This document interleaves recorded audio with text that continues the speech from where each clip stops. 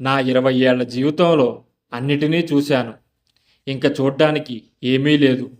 నా తలరాతకు నేను తలవంచడం తప్ప.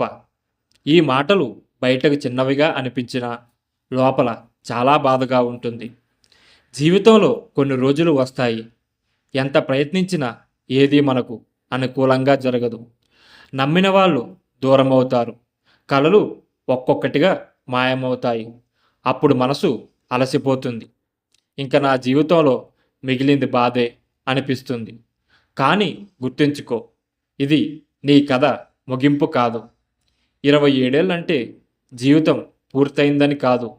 ఇప్పటి వరకు నువ్వు అనుభవించిన బాధలు నిన్ను బలంగా తయారు చేస్తాయి. ప్రతి ఓటమి నీకు ఏదో ఒక పాఠం నేర్పుతుంది. తలవంచడం సులభం, కానీ అన్నీ కోల్పోయినా మళ్ళీ నిలబడ్డం గొప్ప. నువ్వు ఇప్పటి వరకు పడిపోయిన ప్రతిసారి లేచావంటే నీలో ఇంకా బలం మిగిలే ఉంది. కొన్నిసార్లు జీవితం మనల్ని ఖాళీ చేస్తుంది, ఎందుకంటే మనలో కొత్త ధైర్యాన్ని నింపాలని. కాబట్టి ఇంక ఏమీ లేదు అని అనుకోకు. నీ జీవితంలో ఇంకా చూడాల్సిన రోజులు చాలా ఉన్నాయి. గుర్తుంచుకో, తలరాత అనేది రాసేది కాదు, నువ్వు తీసుకునే నిర్ణయాలతో మారేది కూడా. కాబట్టి తల వంచకు.